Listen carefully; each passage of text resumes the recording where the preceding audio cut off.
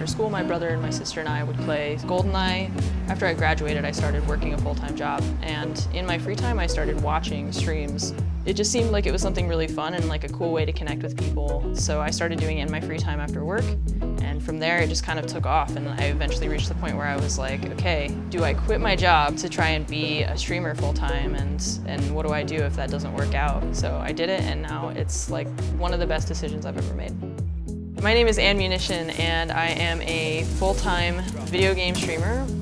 I actually got started with Siege because I was sponsored to play it about 2.5 years ago. I was terrified because I had seen people playing Siege before, and I knew that it was a very complicated game.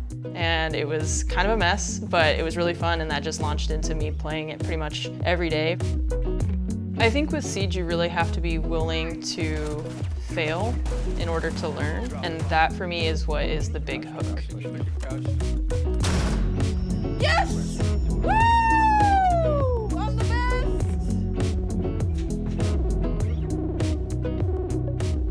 best! I always use voice chat. Tell me what happened to you so that I can prepare for what's going to happen in the next 3 minutes.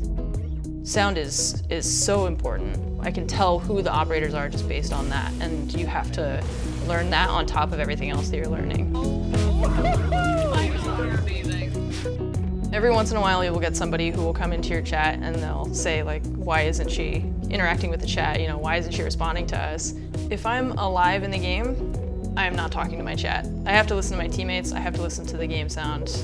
It's round 9, there's a minute left, and she's 1v3. She can't look at the chat right now. You know, like this is not the moment for me to be like, oh, hey guys, you know, welcome to the stream.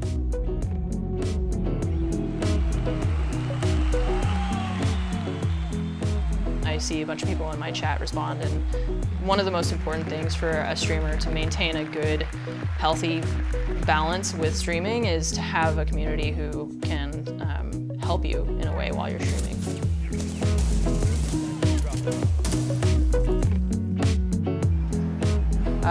Uncle Ben saying, with great power comes great responsibility. People sometimes will lose themselves in that, and then they think that their word is just gospel and they can say whatever they want. And I think setting a good example is kind of a moral responsibility. I love the developers. I do not envy their job, and I hope that they can just listen to the positive voices who are saying, you know, we love Siege and we want Siege to exist for a very, very long time. The Invitational is a really cool experience for all of the different sides of the community to come together and just celebrate their love of Siege. It's an absolute honor for me to be even considered as one of the people to be honored at the Invitationals. I remember when Ubisoft asked me if I wanted to have my charm in the game, and I just felt like I didn't deserve to be at that level of recognition. And it was really humbling for me to see people talking about the charms and saying, she deserves this, this is really cool for Ubisoft to do. And I felt just so good about that.